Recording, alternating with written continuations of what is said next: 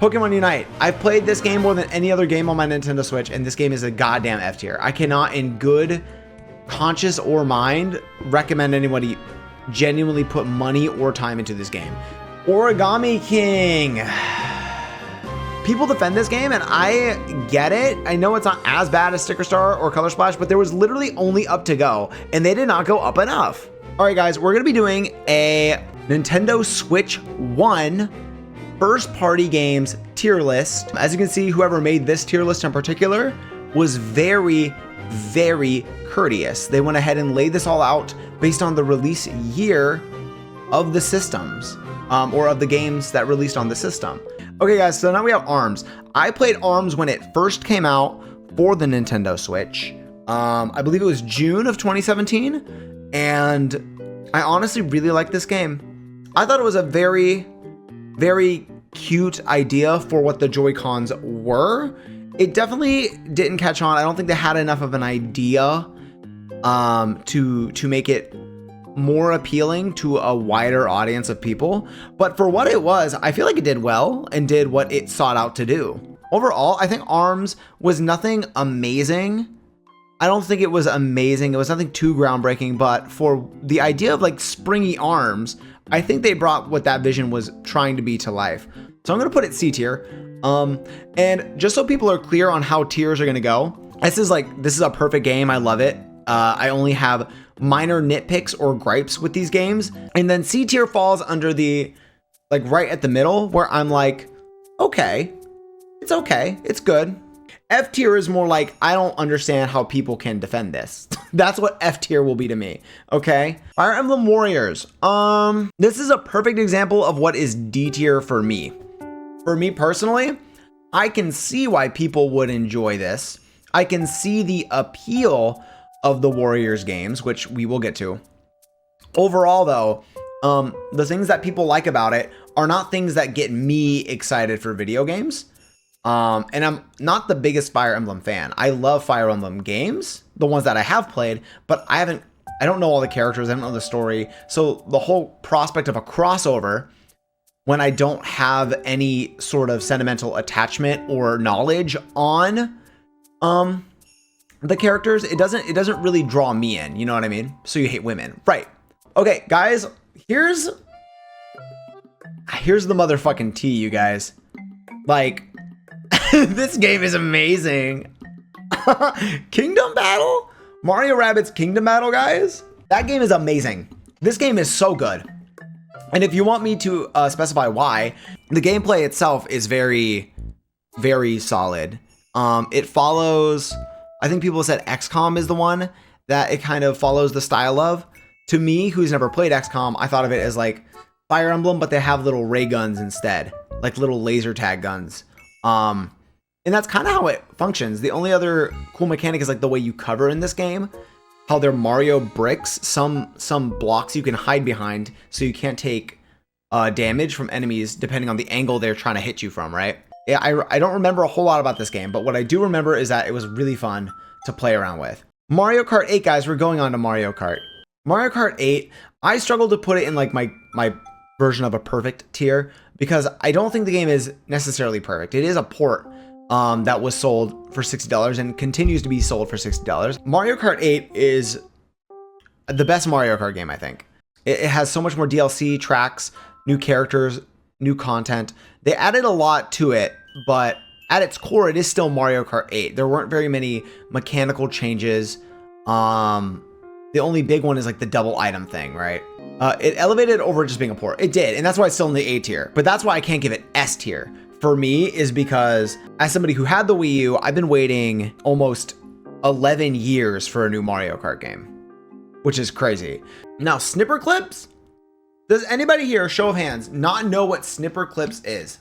Does anybody here not know Snipper Clips? It is one of the funniest games. You are two little U-shaped... Hang on, let me look up Snipper Clips for you guys here. It's very simple once you look at it. You are these two little U-shaped characters, and you can snip portions of your friend out of their shape. I've literally never even heard of it. It's so cute. Look at how you have to solve the little shape and puzzle by snipping out shapes of your friends. This game is so cute and so well made. I never even played too much of it, but just from the concept alone, it just works. That's going in B tier. Guys, Splatoon 2 also. Can I tell you about this? Splatoon 2, I got so excited after the Switch was revealed. I think I went and rented out Splatoon 1 just so I can get into it. And I am obsessed. I put like 300, almost 300 hours into Splatoon 2, I think. It's going to go to the top of A tier right now. But the more I think about it, I might... no, I don't think I can put it into the S tier. I don't think I can. Here we go. Mario Odyssey, guys, is an S tier for me. Mario 64, Mario Galaxy. Love these games as a kid. This one takes everything that I think I liked about it, adds a lot more diversity in the power-ups, because the power-up is always just tied to whatever is around you. Any enemy you can just take over. And they all control differently, they function differently, they help you get different puzzles done, but it's all seamless, it's interconnected. You don't have a hub world that you get kicked back out into once you complete a moon or a mission or whatever you're gonna call it, right? You just get in the level, run around, you collect a moon and it goes, good job, and then boom, you're right back into it, you keep moving. It's so seamless, it's so well designed, it's so open, with also some tighter challenges in terms of the platforming. It's wonderful. Odyssey's up there. It's maybe my favorite 3D Mario. No, it's my second after Galaxy. It's after Galaxy, it's my favorite. But this is a game I remember within the first year of it being out. I went through and at least played it for like 3 separate files, which I don't do. I really don't, but I played this so much. I loved this game to pieces. And Breath of the Wild is S tier. Breath of the Wild is maybe my favorite on Switch. Probably. I have to give that S tier. Breath of the Wild, I think it made it so fun to explore things. I felt like I had so many options in terms of where I went. And so not to feed too much into this narrative, but as somebody who now probably realizes I had ADHD, it was great to feel like I had the time to just explore and run around, and I was not forced to do any dumb part of the game if I did not want to do it. If there was any part of the game where I just wasn't having fun, I could say no. It allowed for such freedom, and it still made it exciting to find new areas and new sections of the map, new shrines, new towers. All those things still felt so exciting to come across because I chose to go get them. Like, I chose to go do these tasks.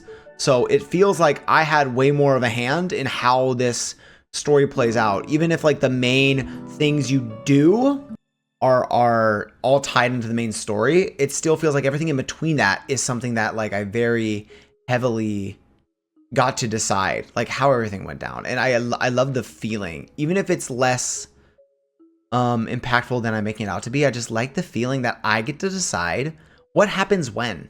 Xenoblade Chronicles 2. I don't have a lot to say about this. I know people will get mad. You gotta let me explain myself. I tried playing this game, literally 3 separate files, and I got like, because my friends always told me how good it was. And again, D tier is not, I think this is objectively shit. It's, I see why people would like this game, but none of the things people like about this game are what appeal to me. I didn't care for the characters. I didn't really have an investment in what happened to them. I didn't find the premise of the plot, at least from the beginning, like 20 hours that I got through, 25 hours. It didn't really, nothing made me feel compelled to find out what happens. It felt a little bloated to me. It felt like there was too many things going on. Like they bit off a little bit more than they could chew. I don't love the combat. It didn't really excite me. And I see the appeal when my friends talk about it. I see why they like it. And that's why I tried it. 3 separate files. I tried playing this game because they loved it and I couldn't do it. Now we have Captain Toad. Captain Toad's B tier, baby. Captain Toad is B tier at least. If you have not played Captain Toad, it's got the level design of Mario, but instead of going about it from a platforming perspective, they tried to take their like concepts for levels and put them into like these cute little like cubes, these little diorama looking sandbox levels where you run around and interact with things in the level. It's so good. That's so like, Captain Toad is so well done. I love that little guy. I don't think Captain Toad has anything that's exciting or amazing, right? But I couldn't be mad about that, because if you are looking for a puzzle game that's like super well made, and has light platforming aspect, like it just works. There's nothing about the game that's outright bad. It's just, to me, a little, even for a spin-off, it's just like really good. Yeah, I can't think of anything bad to say about it. A tier. Pokemon Let's Go Pikachu and Eevee. I know people don't agree with this. I think this game is fine. In fact, better than fine. I think this game is good. I think the catching, or the catching mechanic, yeah, from Pokemon Go is a little, it's a little annoying sometimes, but if I'm being honest, this gives Kanto just a much more chill vibe, which I've always felt like the games, despite the fact that there's like an evil organization, it never felt too like serious. Like it still felt fairly lighthearted in like a 90s kind of way. I think it has a way better art style than Sword and Shield and Scarlet and Violet and Legends Arceus even. I think it looks the best out of any mainline Pokemon game. I think this is the prettiest one to look at. Even if it's in like its little grid shape, it makes it work in a way that like the Link's Awakening remake kind of made that art style work for it. Super Mario Party, like I get it. If this is your only Mario Party, I guess I will never play this one again. All they had to do was put out another Mario Party on Switch that is better, and they did. They put out 2 actually. So Smash Brothers, I think, is my S tier. That's S. Ooh. Do I want to? I'll put it at the top of A. No, Smash is the best, my favorite fighting game, I think. I'm not into fighting games, which is probably an easier game to get into, especially if you like Nintendo. Duh. Which I do, so I know a lot of the characters. It's easy for me to learn a lot of. Smash is the reason I know a lot of these series or characters anyway, which I know a lot of people feel the same about. Things like Xenoblade, things like Fire Emblem, Persona, Ice Climber. Like I wouldn't know what these things are. Hyrule Warriors. It's neat seeing. I'll give it C just because I think it's fun enough for the people who like it, but I really do like all the Zelda crossovers. I think it's neat. Donkey Kong Country Tropical Freeze. This is why I didn't put Smash in S tier, because I'm doing my best to like not put too many things in S tier. And Donkey Kong Country Tropical Freeze is, I think, my favorite 2D platformer ever made. It's so good. I think I like it better than Odyssey, honestly. Tropical Freeze is great. Every level is amazing. And also each level you go through feels like you're taking an actual trek through the jungle. Like you can see the level evolve as you travel through it. Like it goes from like new place, new place, new place, new place. Like it all meshes together. It feels like a real explorable world. Things don't just kind of like, there's no random floating platforms here outside of like there's always a context for why the platforms exist and can be jumped on. It's not like a random floating platform like in Mario Brothers U. You know what I mean? Kirby's Star Allies. Ooh, I might. Ooh, this might be tricky, guys. I don't know where to put this one. No, Kirby's our first F tier. This game sucks shit from my butt. No, this game just isn't fun. I don't even think I could call this one solid, as it has nothing about it that makes it stand out from like Kirby's Return to Dreamland or something. Kirby's Epic Yarn was easy, but it clearly had a cutesy art style. I think this one, the Star Allies thing, makes the game even easier than it already was going to be.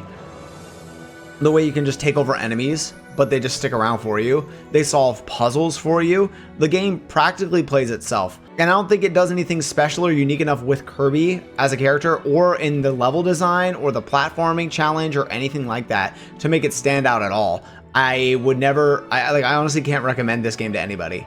Mario Tennis Aces. I'll give it credit. I think let me say this. It definitely is lacking. I think the story mode is really cute for what it is, but it also feels like it's missing a bit something. Also, I feel like if you were really, really into tennis and you were going to play something, I think you would rather just play like real tennis. I give this D tier. I don't really like this one that much. Splatoon Octo Expansion. I'm going to give that A tier as well, actually. because the levels in Splatoon 1's campaign were great. The online modes, great, loved them. The Octo expansion took the single player levels that were really fun and just kind of like ramped it up. Honestly, in terms of like a single player game for $20, you could make an argument that this is S tier because the levels that are in here play with Splatoon's mechanics so well. I feel like it was so well implemented. It was great. This is really good. I loved this one, guys. Luigi's Mansion 3. Now that I'm looking at the list, I can't put everything into A tier. So I'm going to bump Captain Toad down a little bit. Luigi's Mansion 3 is better than these two, honestly. I still have so much nostalgia for the first one, and I love the fact that I can sit down and play the first Luigi's Mansion in a single sitting. Luigi's Mansion 3, in terms of the content and the quality of the content in the game, Luigi's Mansion 3, I think, from my perspective, is a better game. I still think I prefer the original, but that's only because it was one of the first games I ever played, and I love it to pieces, and it's nostalgic. But Luigi was introduced, I believe, in this game. Luigi was introduced for Luigi's Mansion 1 ported to the 3DS, which I think happened 2 years before Luigi's Mansion 3 came out. So now we have Luigi here. And Luigi is great. I love Luigi mechanics. I love the suction cup mechanic. I love that you can fling things everywhere now. You can shoot things out the vacuum still. So Luigi's Mansion 3 is great. I love this game. Pokemon Sword and Shield. I'm going to piss some people off. I think Let's Go Pikachu and Eevee is way better than this. I understand why people like it, because if you like Pokemon, you're going to like a Pokemon. If you really love Pokemon, I get why people might enjoy it. And I enjoyed it for a little bit, but this was my least favorite generation by a lot. By a lot. We have Ring Fit Adventure, and I'm going to be honest, B tier. In terms of a video game itself, it's a simple enough of a setup where you have different levels you go through, and you have to do different exercises to progress through those levels. They break them up into like little, from what I remember, like 10-minute levels, little chunks of exercise. If you want to, you can do a couple levels in a row and then be like, that's fine, I'm done now. But if you're trying to get like into exercise, this game is good.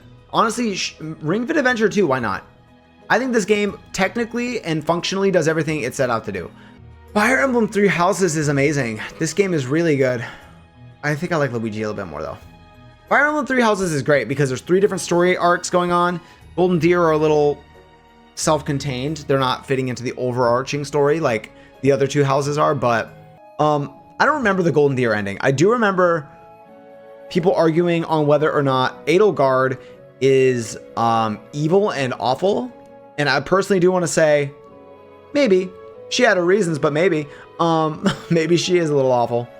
Golden Deer felt like an afterthought. Golden Deer felt like an afterthought. And that's not the point. The point is the game is so fun.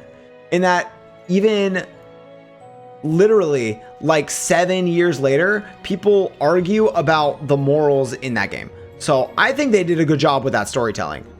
If you have actual people arguing about real world shit, I feel like you had a point to make with your piece of art. Right? Mario Brothers U Deluxe. I'm going to be talking about Mario Brothers U in the scripted video that I'm working on, you guys. But I'll just say this, in terms of a 2D Mario game, it is fun because I think it's a 2D Mario game. I think this is fine. I think this is good. It's good. I'm like, yeah, it's good. Super Mario Maker 2. I'm going to be honest.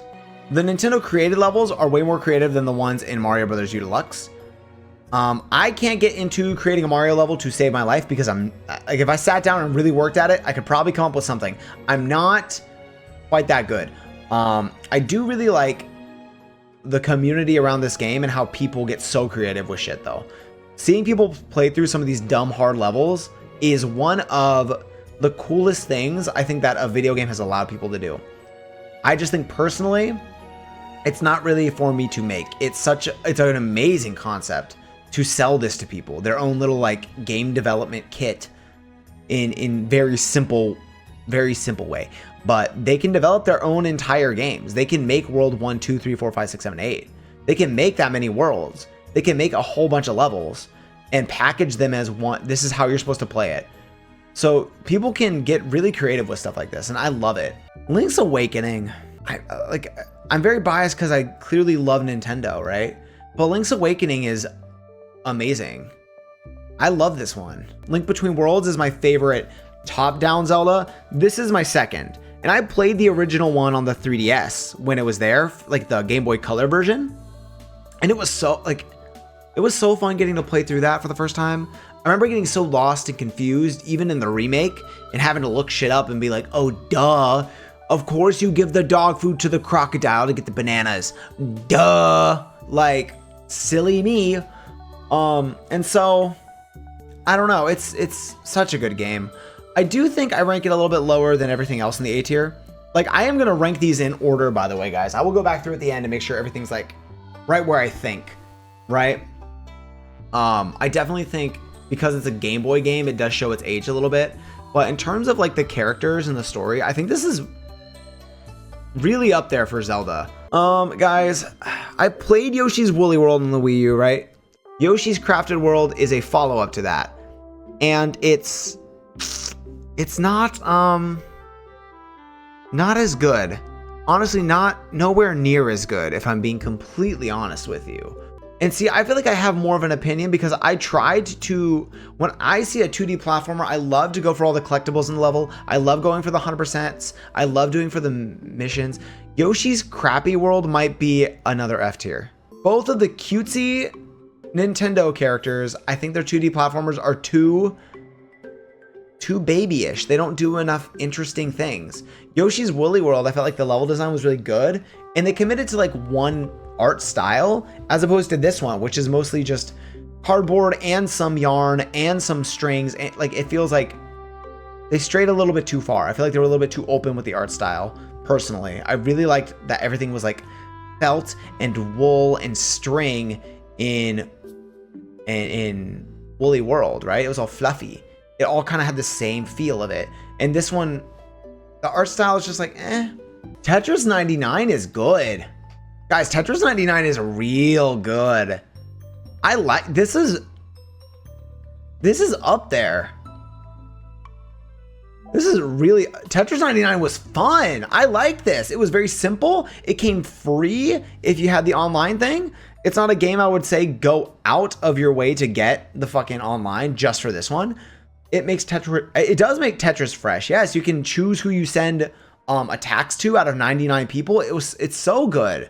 So if you see anybody who's kind of like really struggling, you can say, I'm taking you out. It was fun. It was really good. Mario Brothers 35, not as, it's cute.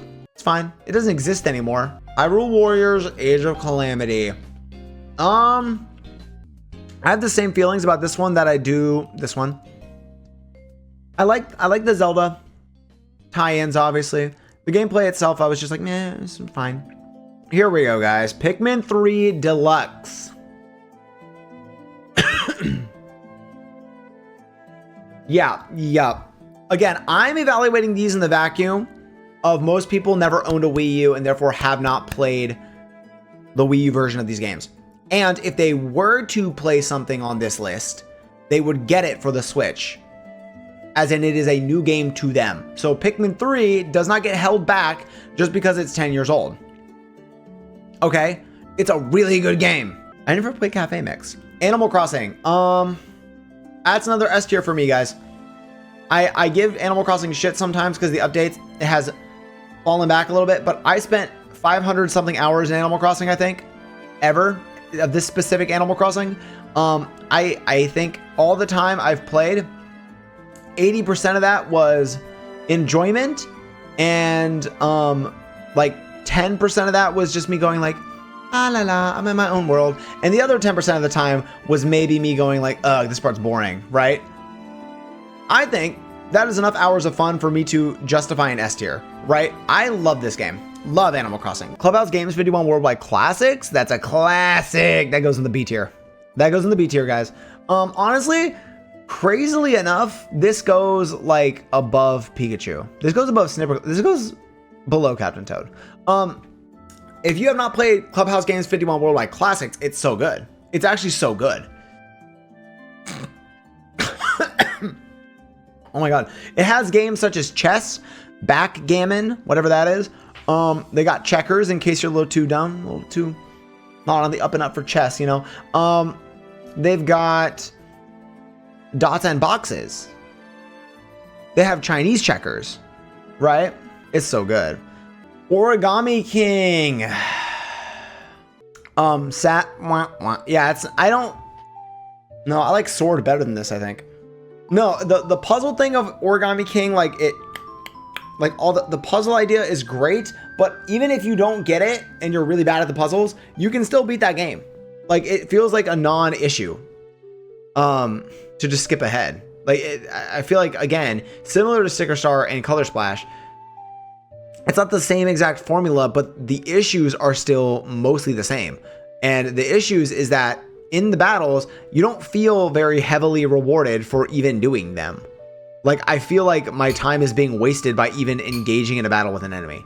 And then the boss fights have an entirely different battle system. So it doesn't even fucking matter. It doesn't even matter if you practice or learn the puzzles for the regular enemies, because, you know what? The more I talk about it, the more mad I get. F tier. I don't care. I don't care. People defend this game, and I get it. I know it's not as bad as Sticker Star or Color Splash, but there was literally only up to go, and they did not go up enough. Xenoblade Chronicles Definitive Edition. I actually liked the original Xenoblade 1 better than Xenoblade 2. And I have played all three of them. But out of all three of the combat styles, I liked one the best. It was just easier for me to pick up and kind of get into. And even if I hadn't played in a minute, I could get back into it and remember how the combat works and how everything feeds into each other. And I feel like with 2, it was a little bit too much. A little bit too much. Mario Party Superstars. Here's a good Mario Party game. This one is B tier. I think this one's very solid. Yeah, I would put it like top of B tier. Below Captain Toad. I love Captain Toad. I love Mystery Dungeon now. I loved it as a kid, but like especially having gone through it. But no, Mario Party Superstar is way better than Super Mario Party, which are two different games, obviously. I love this. This is so good. This game is pretty good. It brings back some old board. That's the only downside really to it, is that the boards are like older, already existed. There's nothing too like exciting or like new about it. But I mean, I haven't played those older games in forever, so. Brilliant Diamond and Shining Pearl. I would much rather just... I can put it C tier because I like the base games too much, but that is a lot of bias helping it out. A lot of bias helps this one out, but overall I would rather just play Platinum. I'd rather just play Platinum version. You know what? No, I'm trying to rank them as if they are new games that people are playing for the first time. And even in the context of this being a remake, you're right. That's D tier. It's D tier as fuck. You're right. Even with the nostalgia, like none of the nostalgia in my head, I'm thinking of Platinum, right? So I can't even use that. I would rather play Platinum than this game. That's D tier. You're right. You're right. Dread is honestly the best 2D Metroid. It's so good. Dread is really good. If you guys like Metroidvanias, this is the first Metroid, like 2D Metroid that's new in like 20 years when it came out, at least. So this one's good. It's really good. Bowser's Fury. Now we have Bowser's Fury, guys. A lot of people claim that Bowser's Fury is like the best. Like it's so good. Like it's a great, like it makes me so excited. To me, I'm like, it's cute. It's good. It's fine. I really don't find anything super exciting about Bowser's Fury. I like the idea of a big interconnected Mario world, but it wasn't like an entire huge world. It was like, it felt like one really big level, which is cool, but I felt like there weren't a whole lot of interesting things going on in that level. So I'm going to go ahead and put it in the C tier. New Pokemon Snap is so good, guys. That's like B tier for me. I loved this game. I love going through these tracks over and over again. I remember getting all the stars on all the ice Pokemon in the snow level. It was so good. Guys, I loved this. Ooh, it was good. Pokemon Unite. I've played this game more than any other game on my Nintendo Switch, and this game is a goddamn F tier. I cannot, in good conscience or mind, recommend anybody genuinely put money or time into this game, because every time they feel like they're not making as much money, they switch and make other stuff more expensive. So the people who stay playing the game have to pay more or wait longer for free content to incentivize them to pay the price hiked money. You know what I mean? When you play League, exactly, Soapy. But even now, League is like not letting you get characters for free and shit either. So I'm like, okay. But no, Unite is probably like, I can't imagine the devs expect more than like another 2 years at most out of this game. I don't know how they're going to stay in business. It's not a sustainable model to raise the prices of everything to punish the people who still put time, energy, and money into your game. It doesn't make sense to say we're losing money because people aren't playing. Instead of fixing the issues to regain an audience, we're going to ignore all of that and just make things more expensive, make things harder for the free-to-play players, which drives out more free-to-play players and more people who might have spent money on the game, just drives them away. So then they raise the price again. Like, that's what's going on here. That's what's actually happening with this game. And they don't care to make a game that's fun or enjoyable. They care to make something they can make money off of. Scarlet and Violet, I think, are the best new Pokemon games on Switch. No, I'm not going to put it above Let's Go, and I have my reason. I think this game is very fun, but if somebody looked at me and said, I can't play it, it's not fun to me, and it looks like that, and I can't justify the money on it, I can't look at them and say that they're unjustified in feeling that way, because this game runs so poorly and looks so ugly. Usually the thing with Nintendo games, right? It either looks less than ideal or runs a little poorly and drops frames to like 30 frames or something, and people complain about it. They're like, it drops to 30 frames. I wish it wasn't 60, right? It's like usually one or the other.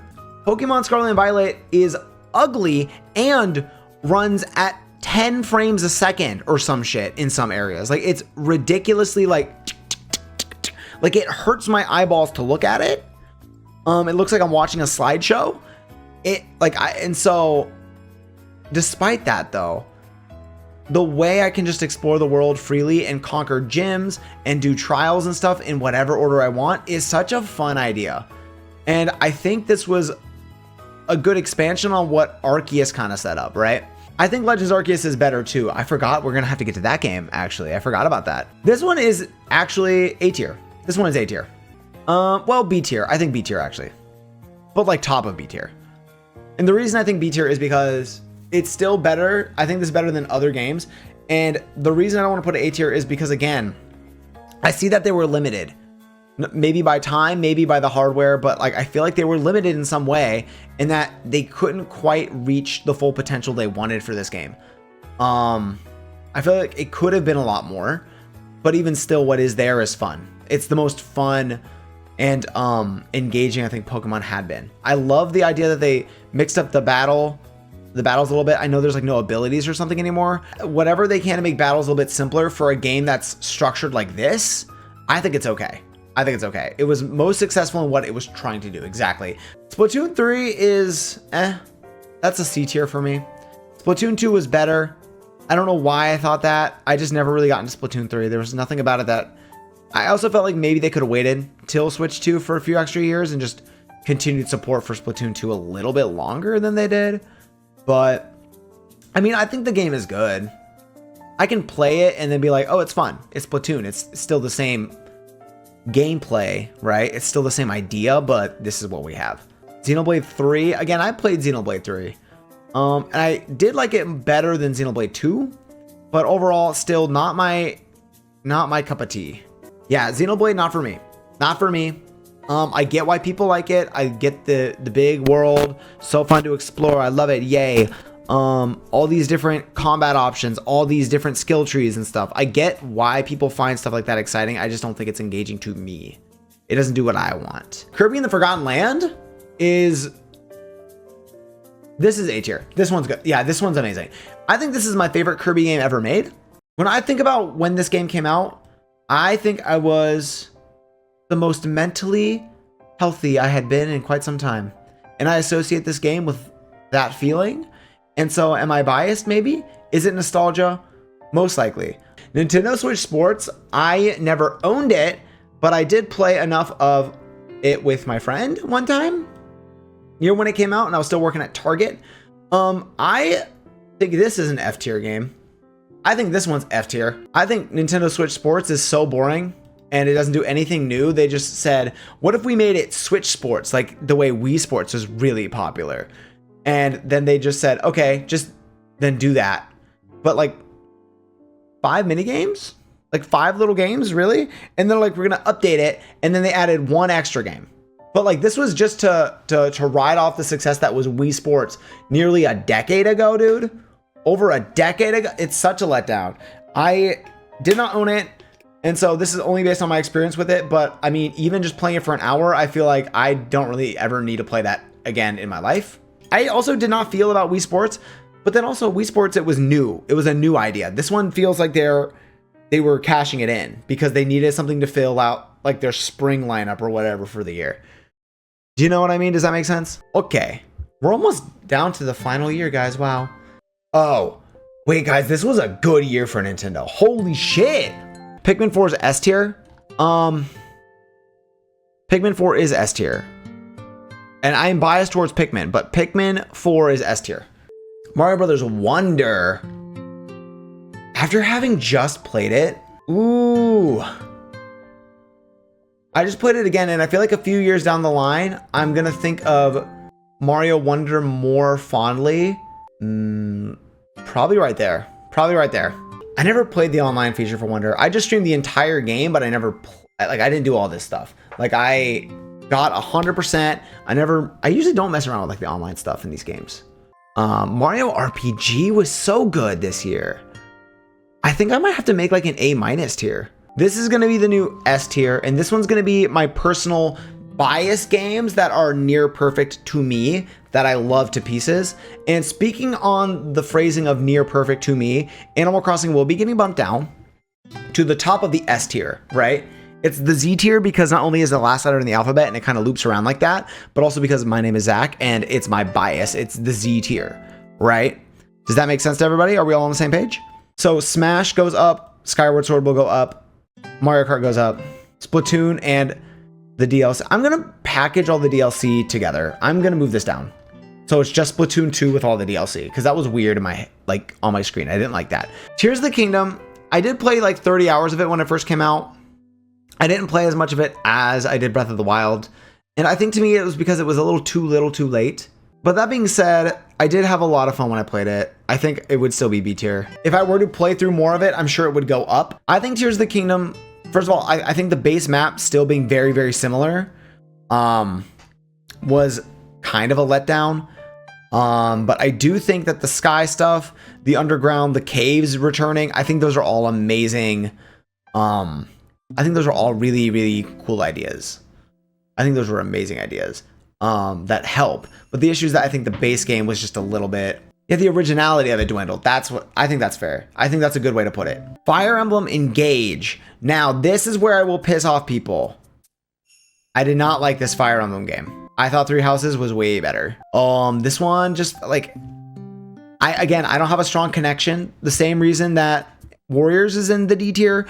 I don't have a strong connection to the history of Fire Emblem as a series.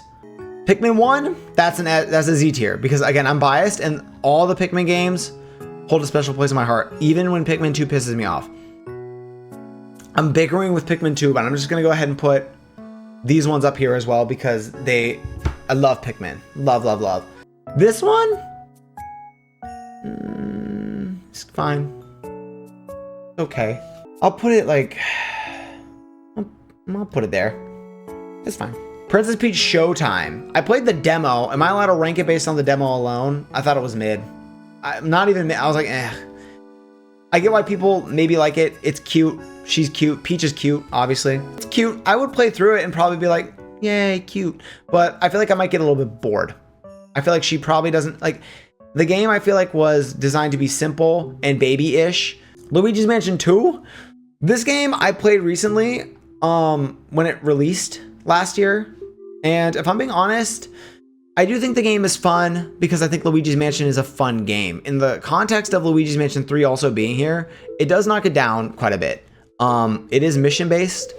It feels a little bit more disjointed than the first and the third games. For what it is, it's very good. I think I would put it B tier. I think B tier works for it. Echoes of Wisdom, from what I have played, I know it's a good game. I need to play more of it, so I would probably bump it up. But from what I have played, I can tell I'm going to love it when I finally play it. So, Jamboree. Guys, Jamboree I think is my favorite Mario Party game because it feels like it has so much content, so many different characters to choose from. The minigames feel fun. I like the boards. How many boards is it? 7? And I'm not a huge fan of Mario Party. Like, I'm not the biggest fan, right? But Man, I think this one's really good. Yeah, I think I'd put this just right above Superstars because I think they both work.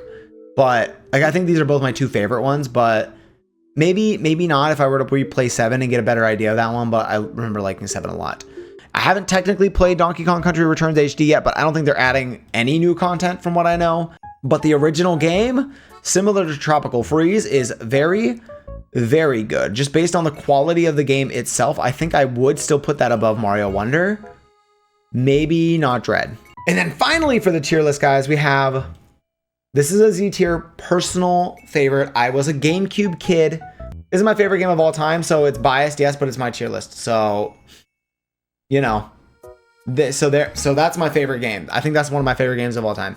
If not my absolute favorite game is Thousand Year Door. I love that game. So guys, this is my tier list. I'm gonna go piss people off on Twitter with it. Boom.